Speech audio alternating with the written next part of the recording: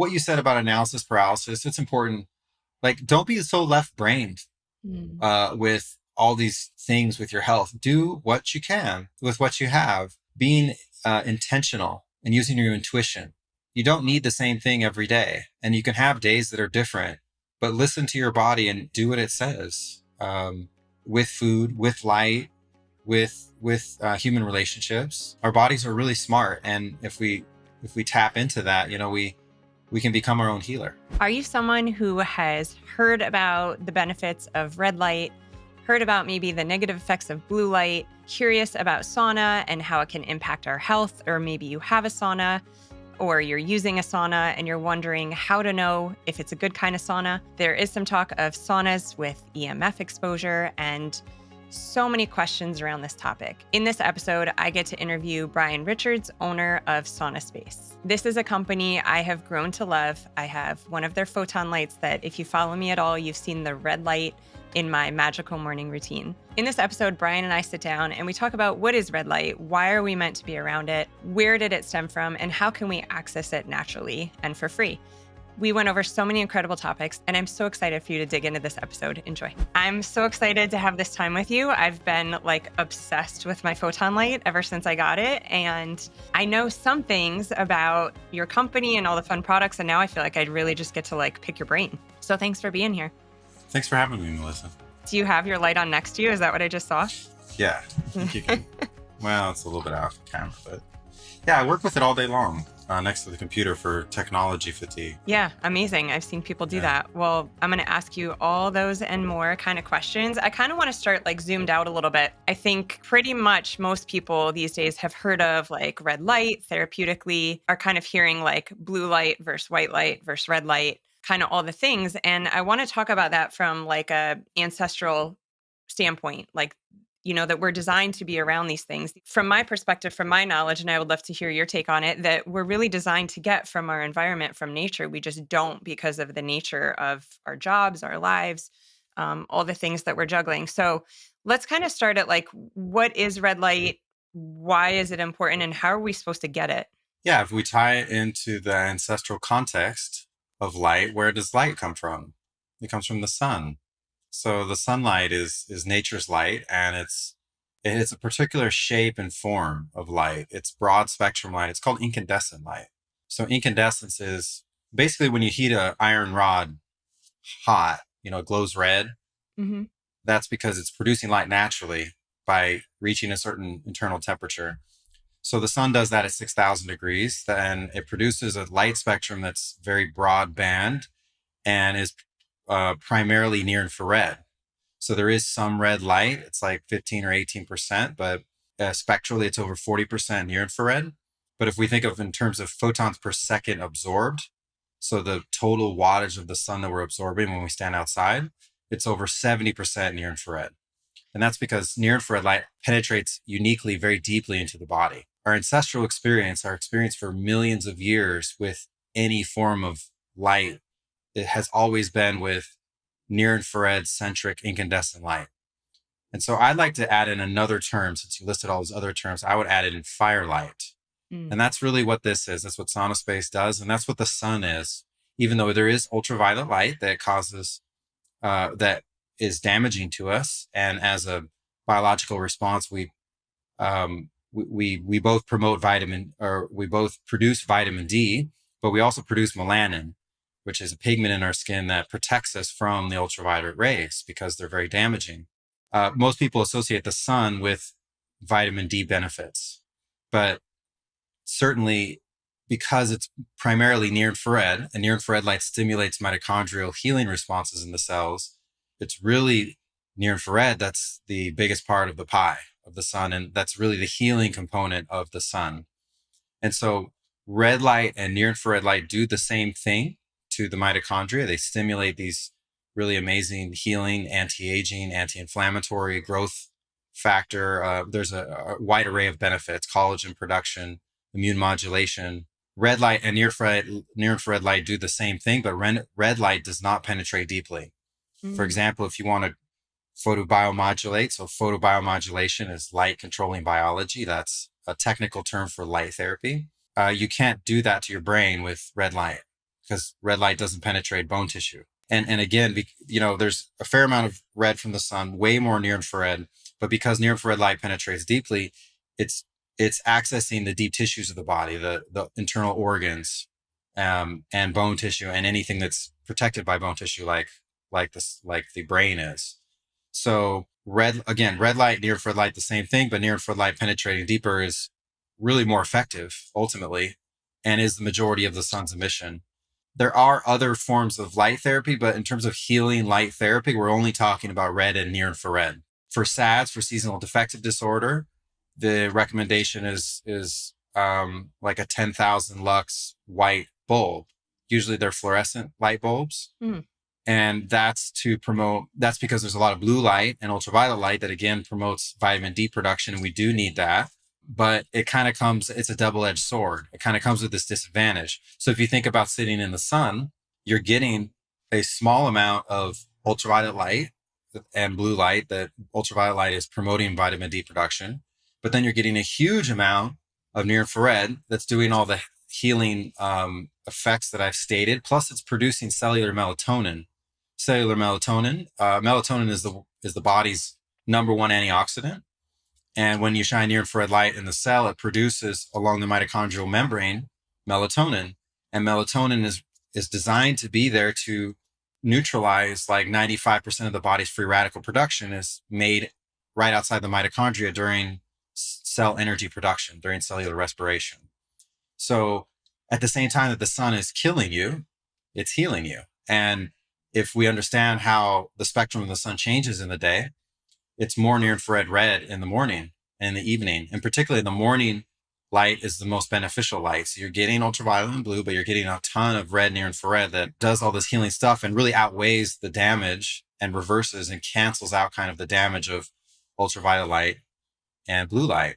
And depending on your skin color, you may need a lot of sunlight each day. So if you're very dark skinned, you may need 3 or 4 times the amount of sunlight that you and I would need as being more fair skinned. It's very dose dependent, but also near infrared and red light, particularly near infrared, photoprotects you from ultraviolet light. So if you dose yourself up either, with a Sauna Space sauna or early morning sunlight, you're reducing your risk of sunburn later in the day. And so all of that is like, oh, okay, our ancestors understood that. They were outside early.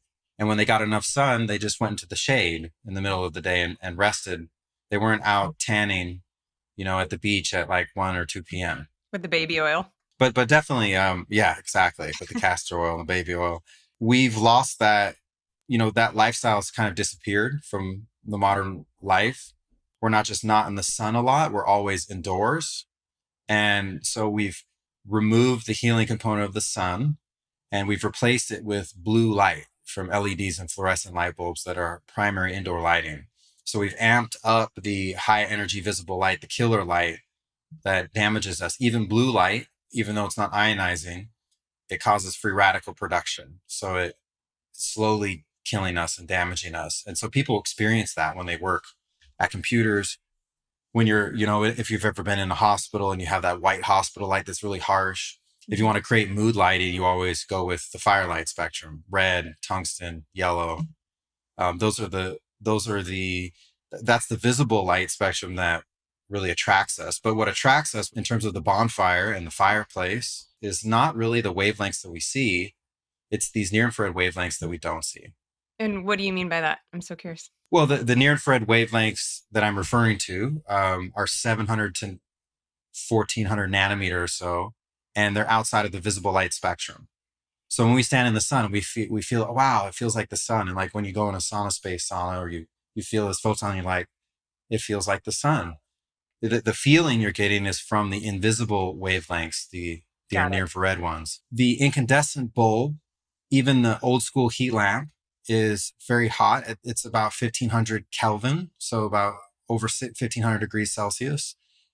And the fireplace is more like 1000 Kelvin or 1100 Kelvin. My thermalite bulb that I've developed, that I spent many years working on, basically runs at a hotter temperature. The filament is designed to do so. So it runs at like 2500 Kelvin. So we're getting close to half of the temperature of the sun, just in terms of the filament inside of the glass.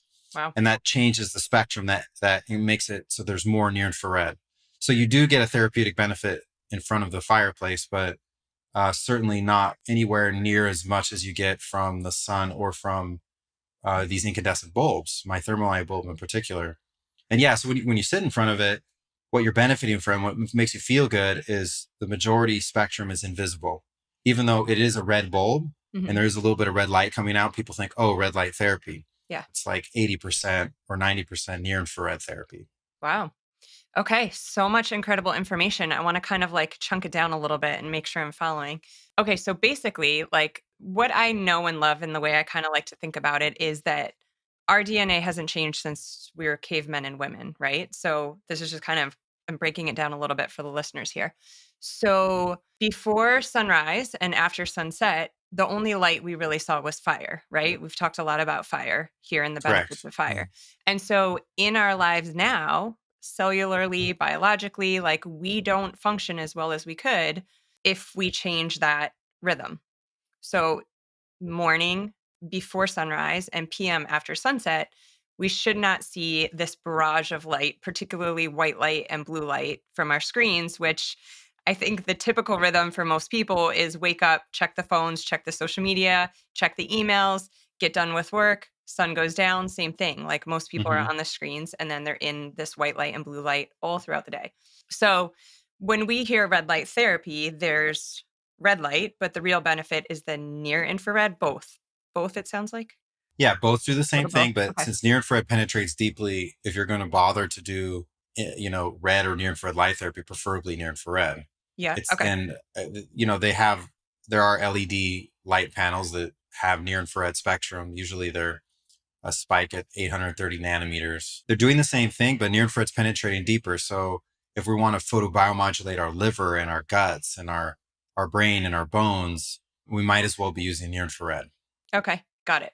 And then could we just talk about melatonin as far as like benefits of enhancing sleep? And then like you said, it's one of our main antioxidants. So how do we promote melatonin and how can we unfortunately limit our melatonin through our lifestyle? Yeah, the cellular melatonin is a newer understanding that's really interesting. It was previously thought that melatonin's made in the pineal gland. Yeah. Well, it's Hmm. back here, but in the middle of the brain during the day due to blue light exposure, and then it's released after sunset to the brain clock, and it manages the circadian rhythm. But melatonin, as I said before, is the body's number one antioxidant. And so, we know now, due to newer research, that 94% of the body's melatonin is cellular based, not blood based, made by and released by the pineal gland. It's in the cells, but it's actually only produced if you shine near infrared light in the cells. So that's important to just constantly neutralize free radicals and have antioxidants available at the cellular level throughout every cell of the body.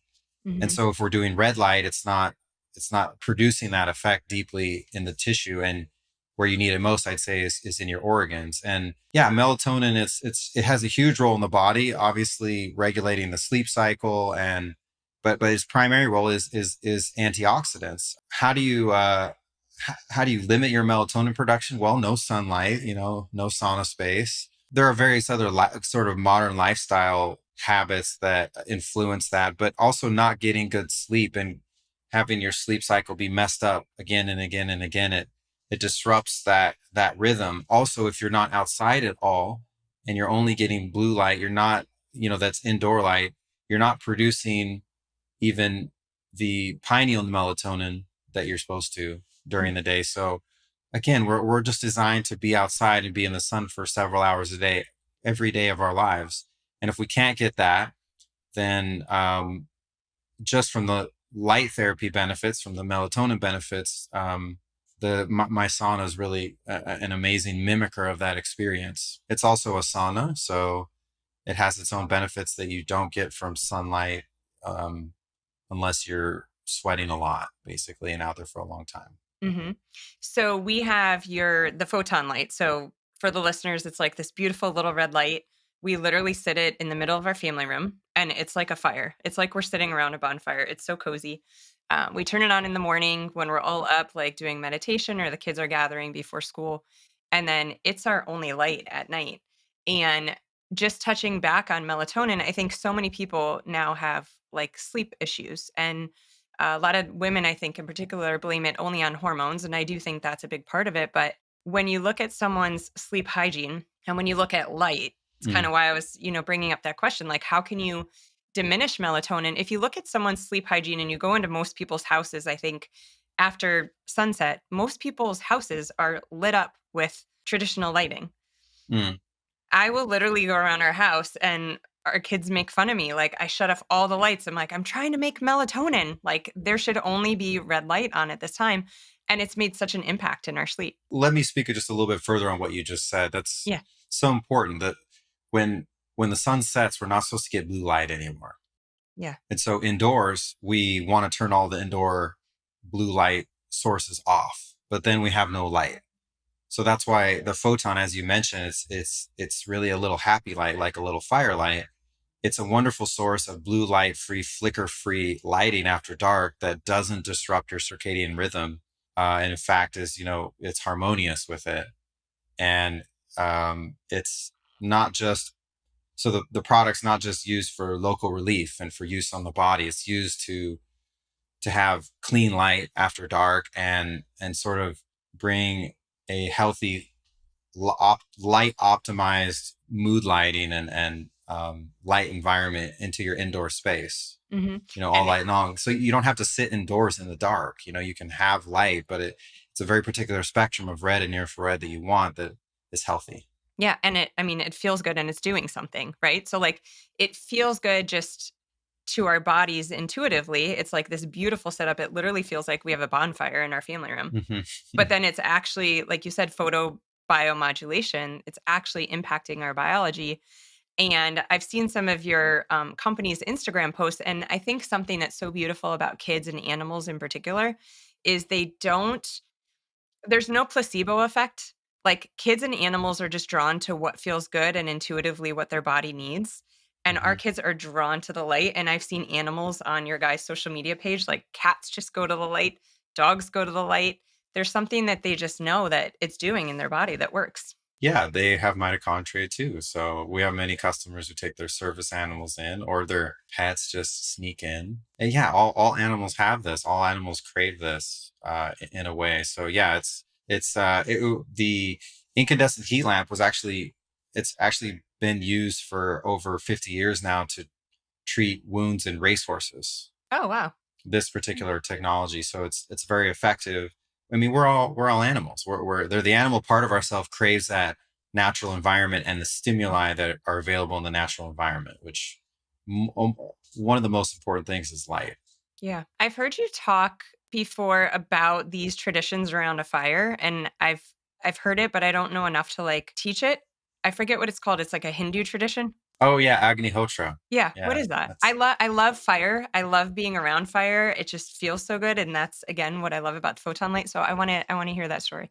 yeah, it's an Ayurvedic practice that's technically when at sunrise and sunset. So you have the sun's coming at you, and my bonfire's right here, and I cast the sacred ghee, or I cast the blessed ghee into the sacred fire, and the sun's rays at sunrise and sunset hit the ghee as it's igniting in the sacred fire and emanate basically healing frequencies, healing energy. That's the sort of Eastern explanation of it. There's also other cultures that have traditions of sun gazing Hmm. at sunrise and sunset. So in the first 5 minutes of sunrise, you can stare directly into the sun, because there's no ultraviolet or blue light. It's only the first few minutes of sunrise, and you have to have a long landscape and be high up, not be blocked by anything. Because as soon as you get into a few minutes after that, you get ultraviolet and blue.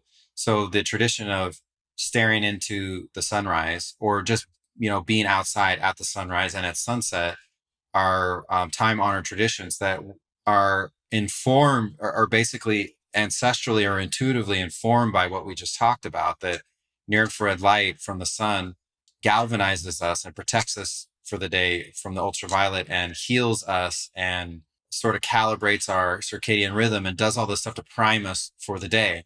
And then at the same thing at sunset. At sunset, we've gotten a lot of blue light and ultraviolet light, so we're kind of worn out, from that in the day. Blue light and ultraviolet light are higher frequency; they travel faster, so they end first in terms of the emission from the sun, and so that's why at sunset it looks red again. It's red and near infrared, so we can kind of recharge and transition into our night and into sleep by gazing at the sunset.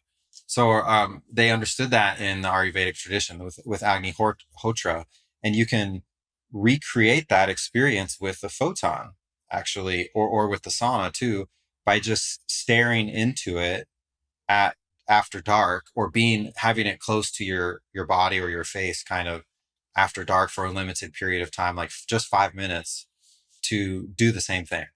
I did that this morning. It felt great. I stared right Yeah. at it for like 5 minutes. Felt amazing. I was up really early, carved out some time. So essentially, we can create these ancestral traditions that literally our mitochondria, our cells need and crave. We can recreate sun gazing with these therapeutic modalities. I may think the reason and the place for things like you've created is because the reality is a lot of us unfortunately don't get out before sunrise and don't get out after sunset. So it just makes it easier. I would love to touch on Mhm. seasonal affective disorder.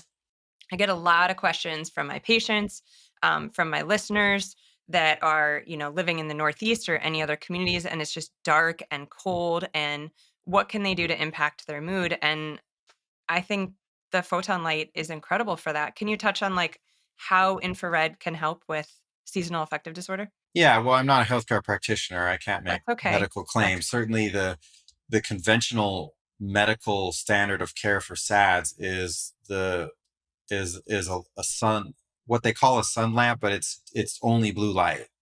It's fluorescent blue light, like 10,000 lux, and you shine that on the body. You wear glasses because it's too much blue light that's damaging to the eyes, and so that is helpful, and that does help people who are dealing with SADS, basically feeling down in the winter, feeling having their mood be adversely affected by not getting enough sunlight. Having said that, like we've been talking about this whole time, it's the near infrared light that they're missing more than the blue light and the ultraviolet light. So, without making any medical recommendations or anything, I can certainly say that if you look at our customer reviews on our website on sauna.space and just look that up, you can see people are having wonderful benefit from it for that particular condition. But also in general, near infrared light therapy is quite beneficial for neuropsychiatric symptoms. So for anxiety and depression and bipolar and just, irascibility and negative mood and negative outlook, you can use near infrared light therapy quite effectively for those things. One of the things that it does is it causes monoamine neurotransmitter production. So serotonin and dopamine production increases when you shine red or near infrared light on the brain Mm. and on the nervous system. And these that calming effect you feel, that coziness you feel next to the firelight, part of that is also your nervous system is calming down. You're getting your nervous system out of fight or flight state and putting it into a rest and digest state, a healing state that our ancestors were in like 90% of the day. And in the modern world, it's probably flipped, where we're 90% of the day in a fight or flight, stressed out nervous state, and we don't give our bodies time to heal. So with the photon and with near infrared light therapy in general, you can promote nervous system relaxation, which is good in general for de-stressing hmm and feeling all stressy, but also for preparation for sleep. Yeah, definitely. And as is the sauna. I know we're going to talk about the sauna now. I should Yeah. start out by saying that the sauna therapy, changing core body temperature by 3 degrees, either down or up, but I like to be warm, so I prefer the sauna. Me too. It has a huge impact on improving sleep. So if you use sauna before bed, there's something that has to do with a dramatic temperature change in the body that promotes a more quality sleep afterward. So if you're having sleep issues, you can definitely use it right before bed. Okay. And it's Amazing. just as effective as cold therapy for improving sleep quality. And it feels better. Eh, Let's be I mean, honest. I like cold therapy too, but I always finish with sauna. Yeah, sauna's nice. Yeah, let's talk about sauna. I want to pick your brain, and some of it's going to be like about your company, and some of it's just going to be about sauna in general, because I think a lot of people have access to sauna and maybe have no idea how to know if their sauna is a good sauna. And I would like to know this too. So, when we're looking at using sauna, first of all, what are the benefits of sauna and why would somebody want to go into a sauna? Like, who is it for? Sauna's for everybody. It's not really contraindicated for anybody. Even, our product contraindicated for pregnant women, and it seems like everything's contraindicated for them. But in Finnish culture, pregnant women have been using sauna for over 1,000 years for sure. I think it's so many things are contraindicated for pregnant women in our culture because it's such a litigious country. Like, people are just afraid to get sued. There's so many things that I did while pregnant You're that correct. Yeah, you as a practitioner, yes, we're yeah, very risk averse with all that. So you yeah. have to make your own decisions about your health, but that's how you empower yourself. And all that to say that sauna is good for everybody. And what does it do? It increases your health span. So this is the only known therapeutic that has been studied in long-term cohort studies, long-term human population studies, and been shown to increase the years of your life that you're healthy. So it's increasing your lifespan, but particularly your health span. That's a 2015 article where they looked at cardiovascular disease outcomes with like 2,000 Finnish males that they followed for 20 years. So they had that. And then they did a follow up on the same study group 5 or 6 years later, which is 2 years ago now. And they looked at dementia outcomes. And so what they found with both outcomes, with heart disease and also with dementia, is that the more you use sauna, the more the risk of these things decreases. So the people doing sauna 1 day a week were 30 to 50% reduced risk of heart disease versus those who didn't use sauna. But those who are using sauna 3 times a week had another like 20 to 30% decrease in their risk of developing heart disease. So Wow. doing sauna reduces all cause mortality. It reduces your risk of dying of all things. And the more you do it, the better. And the same applies to dementia, which is really amazing because we have such a mental health crisis going on nowadays from people who are getting early onset Alzheimer's before the age of 50, which is very disturbing. So to have such a powerful, effective, safe tool that in a full spectrum fashion, like corrects everything in your body and is a powerful tool for any kind of chronic condition is amazing. So Do you know how long they used it? How long did they go yeah, I on the was just study? going to say, so Okay.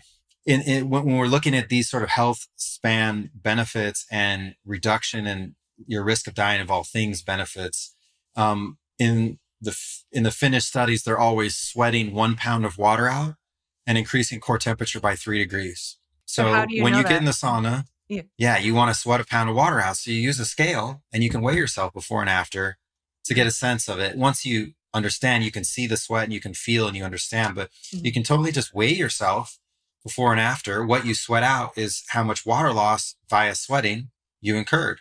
So I imagine that's different for everyone, but obviously you know yours. How long is it for you? Well, it depends on what I use. The traditional Sauna Space sauna has 4 bulbs. Mhm.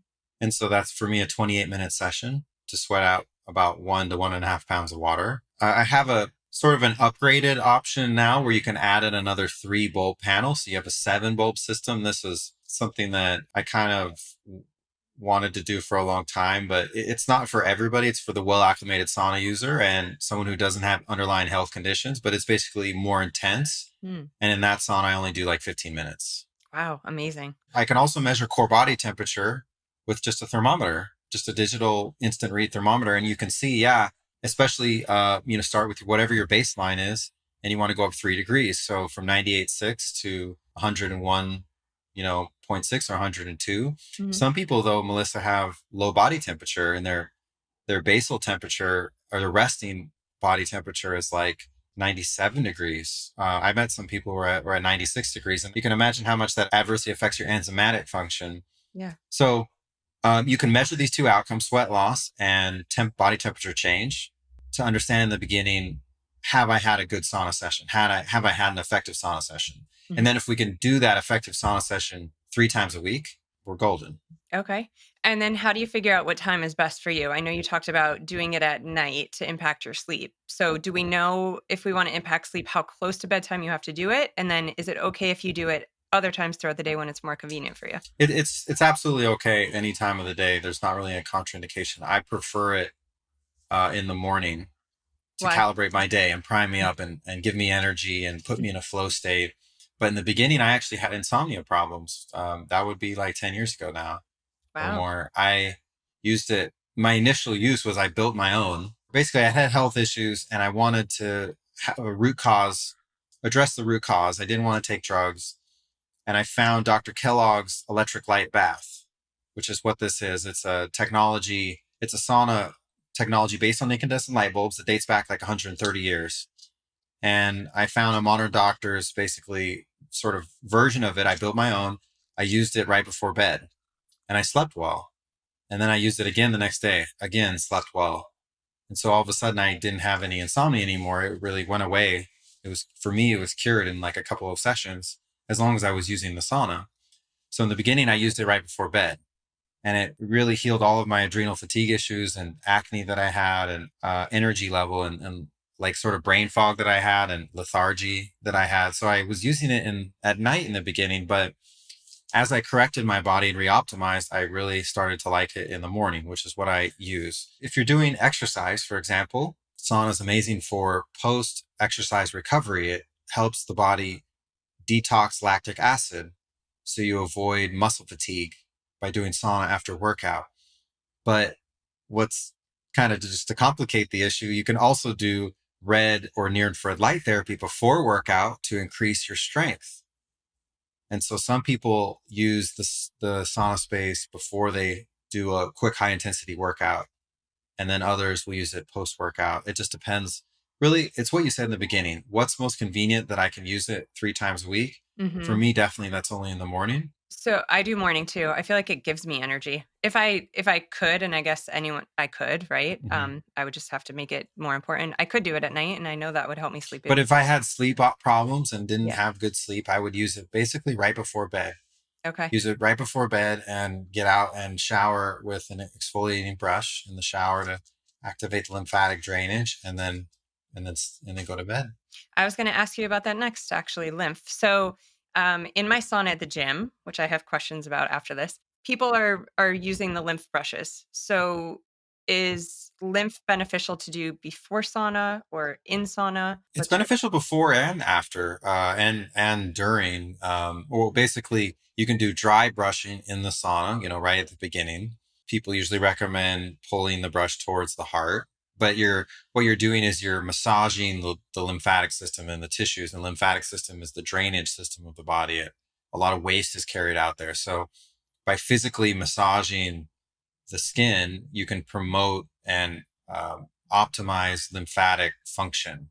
And so you can do that during the sauna session because in sauna, you're detoxing and the lymphatic system is one of the drainage, one of the elimination pathways. But also after the sauna session in the shower, I always use the exfoliating brush on the body. I just like it in the shower afterwards because you have dead skin cells in your skin and the toxins are clinging to them. And then to exfoliate and have this lymphatic activation benefit. Both in your skin looks like amazing when you do that. I do that in the shower when I'm rinsing off after the sauna. Do you do your face? Because your skin on your face looks amazing always. I always wonder what you do for your face. I use this. I've been using the I use sauna, Sauna Melissa, for Space. 10 years now, almost. It's been, You're and the poster I child. really don't get sick ever. And I use healthy products. I don't really put anything on except like natural oils like plum seed oil or rosehip oil or something like that. But I also do get sunlight. I don't avoid the sun. I can't just be this creature of the indoors and just get my sauna and then go and then crawl to my desk. Yeah, I make sure to get sunlight every day. it's very important. Do you use sunscreen? Absolutely not. How come?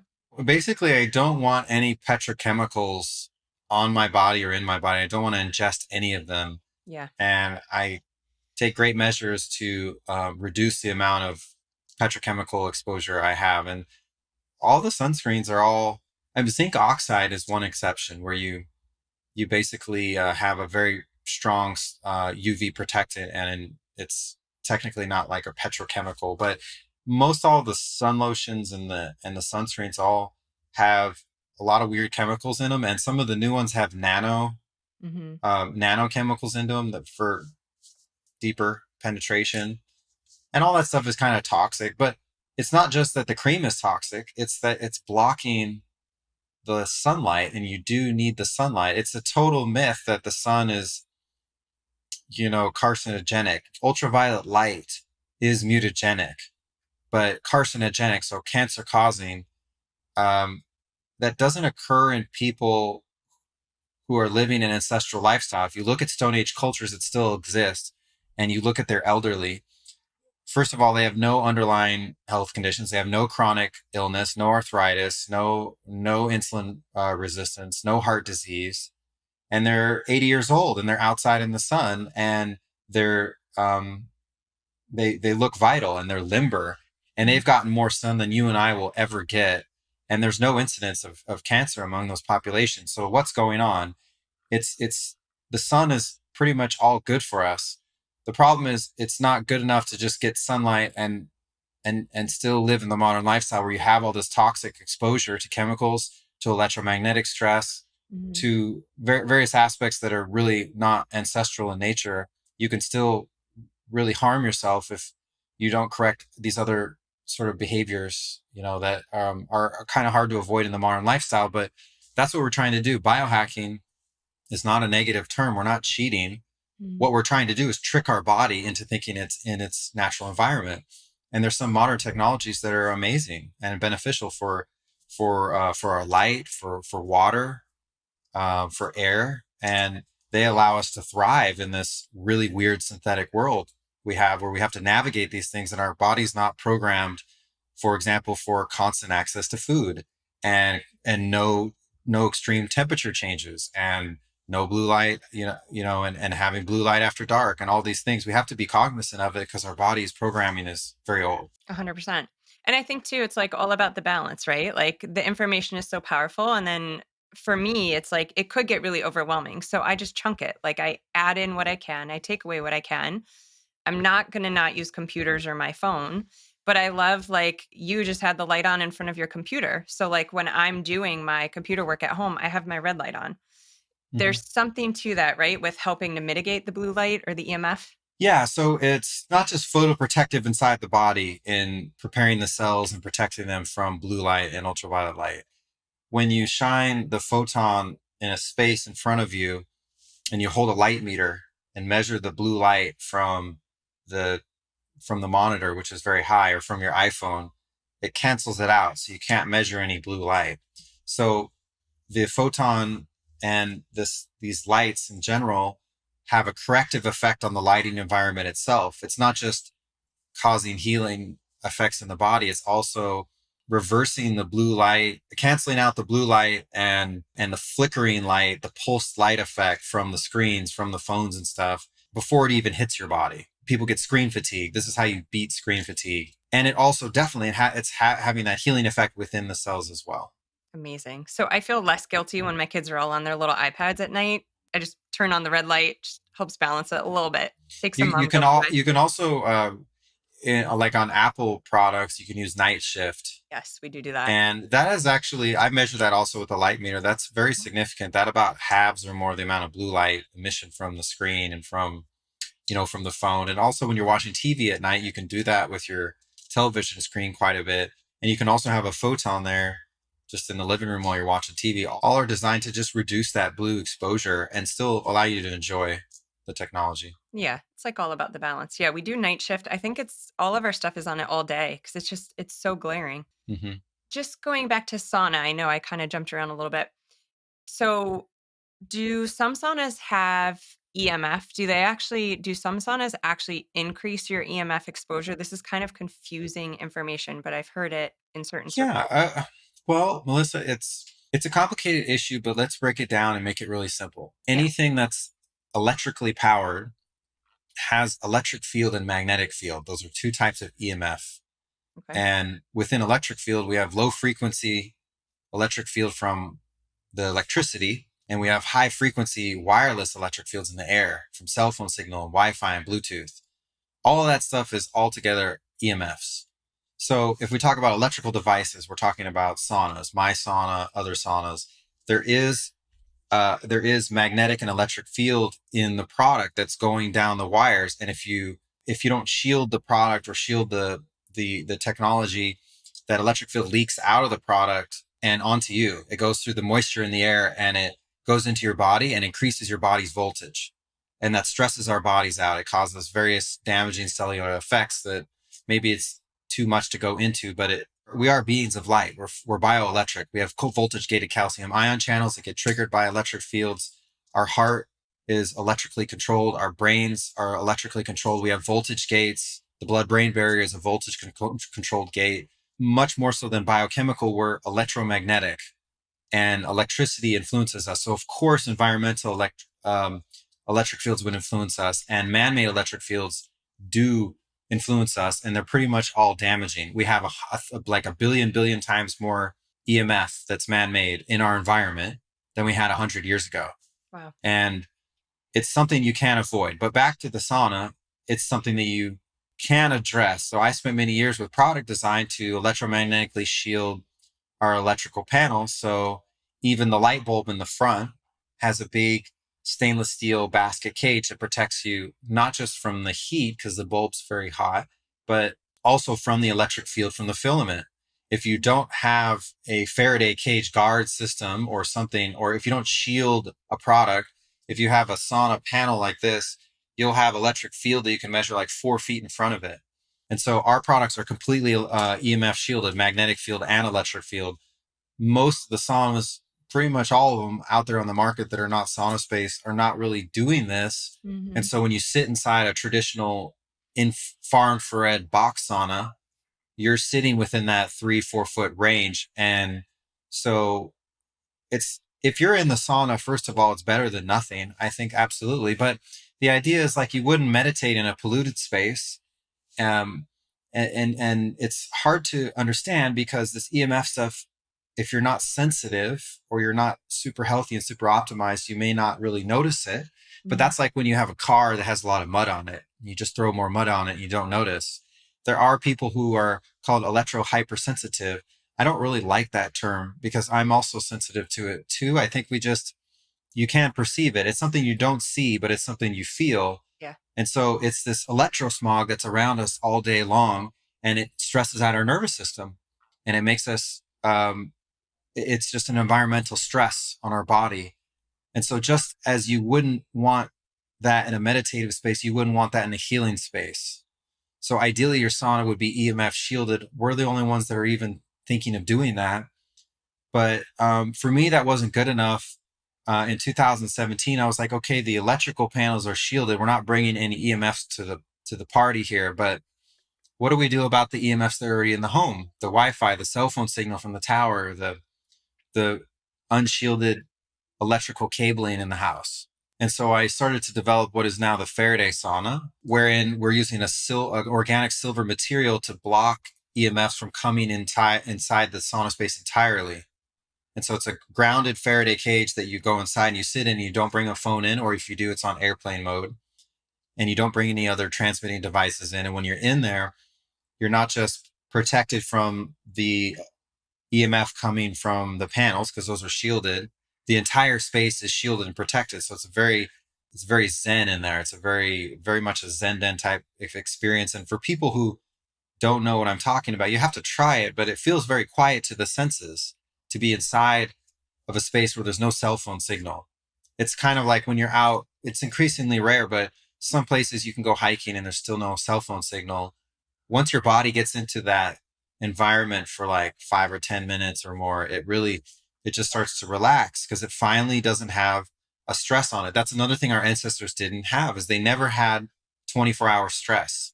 They only had intermittent stress sources from their environment.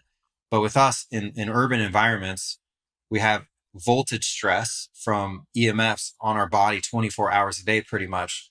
And it's very damaging to us. So obviously in the sauna, you don't want that. We don't have that in our saunas. And I think it does offer not just a therapeutically superior experience, but it's a more enjoyable experience. Definitely that way. Some people find that when they use regular saunas, they get really fatigued and really like it's really intense. with the EMF protection and also with the incandescent based near infrared light approach that Sauna Space does for our saunas, it's an experience that's enjoyable. It's Mhm. energizing. When you get out, you feel revitalized and optimized. You feel good. You don't feel like super drained, like some people, do in a traditional sauna or a far infrared sauna. And some of that is lacking the light therapy, but definitely some of that is a strong voltage stress that you're getting from those other products that is problematic. Yeah. I'm the one that I went into at Runga, that tent, your tent sauna, is that Yeah, the that one was you're that talking was about? a Faraday sauna. Yeah, It was amazing. It felt like a Zen den. And I'm literally, as I'm hearing you're talking, I'm thinking about my sauna at the gym, and everyone is in there with a cell phone. Every single yeah. person. It's insane. I'm the only one sitting there zenned out, but I'm also realizing the exposure. There is exposure, but let's not throw the baby out with the bathwater, as it Thank you. were. Okay. Saunas extend your health span, and they do that, or the way you do that is sweating out a pound of water and raising core temperature 3 degrees. You can do that in any sauna. If you couldn't afford a sauna at this point, you could fill your bathtub up with really hot water and get in there until it goes lukewarm, and you'll get a mild sweat going. You can do this with, they even have these sauna suits that are really goofy looking, but the article I keep referring to that's sauna extends your health span. It's Dr. Rhonda Patrick's article it's sauna use as a lifestyle practice to extend health span. Something like that. It was interesting that there's sauna studies where they're not using a sauna. They have these basically tinfoil suits, full body tinfoil suits that they wear while they're working out. And they had really good results with thermal regulatory outcomes. So sauna use, among other things, um, improves your blood circulation and your tissue oxygenation and your resilience to heat stress, like being in hot environments. And it promotes growth and regeneration and growth of your vascular system. So they're seeing these results in these very non-traditional type heat therapies. And that's because fundamentally you just heat the cells up enough and then get the body to sweat, and you're getting detox and Mhm. you're getting protein repair and protein refolding. That's the other piece of sauna I think that's important to mention. And I'll mention that in a second. But what I'm getting at here is that any technology that causes the sweat loss and the core temperature increase will promote the effect. Then the question becomes, what's the best sauna? What's the most effective sauna? And we need at the same time all this light, near infrared light every day that we're supposed to get, that we're missing. And on top of all that, I don't really have much time. If you use a Finnish sauna, it's an hour-long session. If you use a far infrared sauna, you probably have to preheat it for an hour, and then you get in for 45 minutes to an hour to provoke that 1 pound of sweat loss and that core temperature increase. In my sauna, in a Sauna Space sauna, you don't preheat it. You just get in and turn the lights on, and you're done in between 15 and 25 minutes. So it's a quicker, and it being quicker makes it more practical. So it's more likely you're going to use it 3 times a week. Definitely. So I would say for these reasons, what we do is the best. But even being in a hot tub, for long enough that you sweat, you're getting that benefit. And so there's a lot of options for people out there, and they should certainly try them out and try us out too. We have a 100-day trial, and if you like it, keep it. There's all these different ways to do sauna, but like whichever way is the way that you allows you to use it 3 times a week. Maybe it is the gym sauna just because you have that membership. That's Yeah. great, Yeah. and that's like it. There's nothing wrong with that per se. It's just perhaps the therapeutic benefits a little more limited, Mhm. or it's like kind of like 3 steps forward, 1 step back. Because after the sauna, there's a huge HRV increase that occurs after a sauna session. Even though a sauna session is a little bit sympathetic, you're increasing blood flow, you're increasing heart rate, but you're not doing anything. You're not working out. So Mhm. unlike exercise where all of the energy and blood is going to the heart and the lungs for locomotion, you're increasing this energy and you're stimulating the body with light, and yet it has nothing to do, so it goes into a healing state. So right after the Mm. sauna session, you have a huge increase in HRV. That's an important biomarker for health that athletes really crave. Little increases, you can get mega increases after a sauna session. But also what you have is right after the sauna session, your nervous system swings really strongly back into a parasympathetic healing state. And so afterwards you get so much benefit, going on, that goes on for quite a while after the sauna session. It actually takes your body like over an hour to return to resting body temperature. Oh, Wow. yeah. And now I remember what I was saying. So we talk about sauna and the benefits. I said Healthspan. Mhm. Most people know that sauna detoxes you. It's the most powerful detoxification therapy out there, certainly. But it also re-optimizes your body's function, because what's happening in the cell is when you heat it up, you produce heat shock proteins. And heat shock proteins help make cell detox more efficient. Yes. But perhaps an even more interesting role is heat shock proteins correct misfolded proteins. The proteins are like the line workers in your body. They're the ones that are doing all the work inside and outside the cells. They're everywhere. And when you make proteins, usually 20 or 30% of them are already misfolded when they come out. And proteins are these really complex, if you look at them, they like looks like a big ball of tissues and ribbons and stuff. And it's like this really complicated folded structure. And those are designed to interact in complex 3D orientations with other proteins and enzymes in order to do particular cell functions. So the heat shock proteins go around and refold them, and they make them work better. So they're optimizing, they're you're not just detoxing the cell, you're re-optimizing it, you're rejuvenating it, you're restoring optimal functioning to it each time you go into the sauna. Wow, that's easy. That's amazing. Just by sitting there and sweating. Yeah, and you don't have to work. It Yeah. also it's also considered to be like between a 70 and 100 kilowatt workout. So when you're in the sauna, it may not seem like it, but you're working out. Hmm. And so it's also beneficial for weight loss, because we store toxins in our fat tissue as a sort of a protective mechanism. So if you're wanting to lose unwanted fat, it's a detox process. And to just try to do that with intense exercise of some kind is very stressful on the body. Yeah. So if you're doing exercise, great, but you should follow up with that sauna afterward for this benefit as well, because when you're losing unwanted fat, you're releasing a lot of toxins into the bloodstream. Huge. So, weird question. I'm curious your answer to this. For people that are doing cold therapy and sauna, do you have a recommendation as the order? Well, the classic Finnish tradition is hot, cold, hot. So Okay. you do the sauna, you get in the cold lake, and then you go back in the sauna. I don't really have a recommendation. If you talk to there's no contraindication, is what I'm saying. Like mix and match as you choose. Do cold therapy, do hot, do one after the other. I love to finish with the sauna because I like to be warm afterwards. If I have access to cold therapy, I do that first and then I do the sauna after. Okay. Some of the cold bath advocates will say, no, no, no, you have to do cold therapy on its own, and then allow the body to slowly come back to resting body temperature to maximize the production of brown fat. So it's like mitochondrially dense. It's like healthy fat, Hmm. basically. And so they'll say that, but then the sauna people will say, well, don't get into a cold bath after the sauna because you have an hour and a half that your body's cooling down and you're getting all that heat shock protein benefit. But if you go back to the ancestral humans, they experienced drastic temperature changes every day. They didn't have air conditioning, they didn't have indoor, furnaces. So we all benefit from all of this. And anyone who has time to do a cold bath and a sauna has, so much discipline, and that's so good for their health.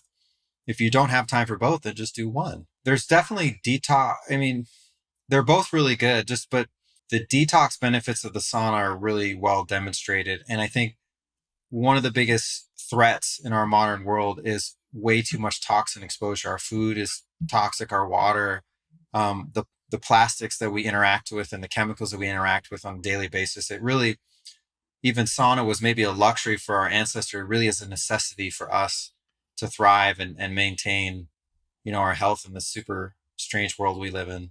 But they're both good. Yeah, I think, in this time, and thank you for touching on that, just, in this toxic world we live in, like that information can be really scary and overwhelming. I think it's all about like, what can we do to balance it out? And I love that it seems like with every question that I'm asking you, the answers just tend to kind of be like, whatever's easy, whatever's accessible. I think in this day and age where biohacking is just becoming more and more popular, it's like, people are almost getting paralysis by analysis. Like, how long, how much, how do I do it? Like, It's just do what feels good, do what you can. Some is better than none. Even if it's 2 steps forward and 1 step back, like you said, it's still forward motion. So just not to overcomplicate it. So just as we're wrapping up, because I know we're almost out of time, I would love to ask you, I think we touched on it a bit before, but just again, for people who maybe don't have access yet to these kind of tools, how can they best access through nature? Like, what would be your 3 things that everyone should try to do each and every day to naturally get these benefits? Change your relationship with the sun. Wake up at sunrise and watch the sunrise. Be out with your shirt off, and have as much skin exposure as possible, um, to early morning sun. That's before 11 a.m. First off. Second, it's okay to have sun at noontime. That's good as well if you did the morning thing. Watch the sunset, if you have time as well.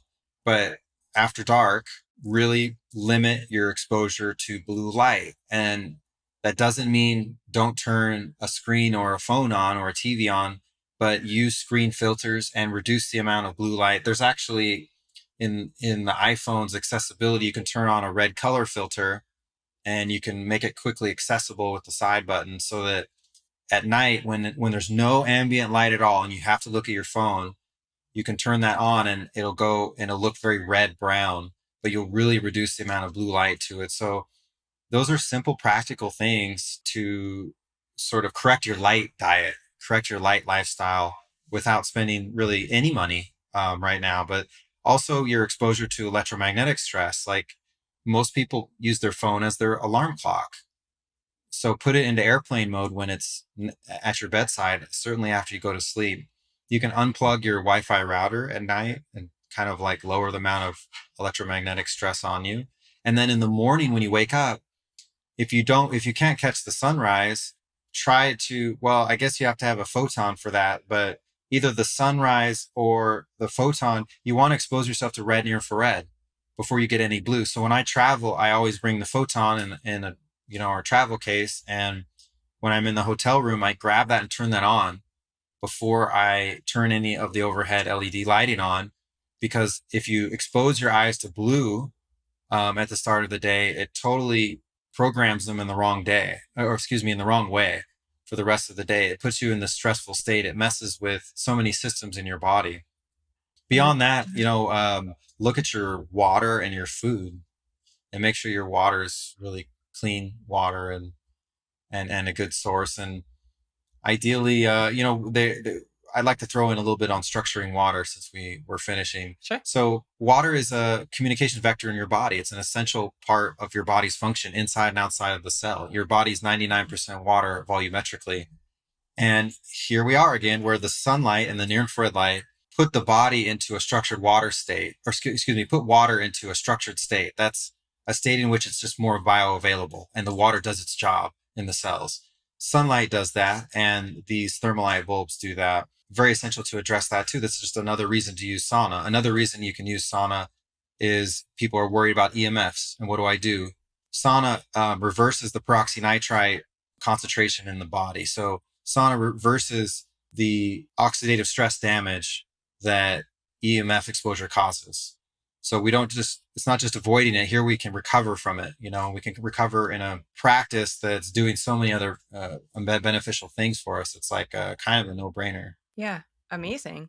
Thank you. Anything else you want to add to that, or any advice for the listeners? What you said about analysis paralysis, it's important. Like, don't be so left brained Mm. with all these things with your health. Do what you can with what you have. And for me, I always try to do things that I never do anything because it's good for my health, Melissa. I always only do it if it feels good. And It's a so, try out different saunas and see, what's good for you, and try out different light therapies. I think you'll find what we do is really, really stands apart from everything else. But like with food as well, I think being intentional and using your intuition, you don't need the same thing every day. And you can have days that are different, but listen to your body and do what it says, with food, with light, with human relationships. Our bodies are really smart. And if we tap into that, we can become our own healer. I love that. I think that's like the take home message from all this. I'm going to grab onto that. It's It's so huge. I was with a friend the other day and we were at the soccer field grabbing our kids, and she has a toddler, and her toddler was loving running around barefoot. And she was like, but there's pesticides, but it feels so good to walk on the earth and get some sun. And I was like, does it feel good or does it not? She's like, it feels great. I was like, then do it. Like, I think just checking in with that internal barometer for everything we do is so Hmm. key. It'll always guide us. I So love that. true. Thank you Beautiful. for that message, Brian. It's been amazing having you here. Thank you for sharing your brain and all your incredible knowledge. And we'll put in the show Oh, notes how everybody can access your incredible products and check them out. Thank you. thank you for having me, Melissa. Of course. I hope you enjoyed that episode as much as I did. All the topics that we covered were so fascinating. And now I hope you've walked away with a good understanding of red light, near infrared light, blue light, and how you can naturally access so many of these therapies. If you enjoyed this episode, please go ahead and put a like under the episode. Go ahead and comment. I would love to hear any of your feedback. And as always, be sure to subscribe so you don't miss any of my future episodes. Additionally, if there's someone in your life that you know can benefit from this information, it would be so great if you passed it along so that they can also impact their life and make better choices from having this information. Thank you so much. See you soon.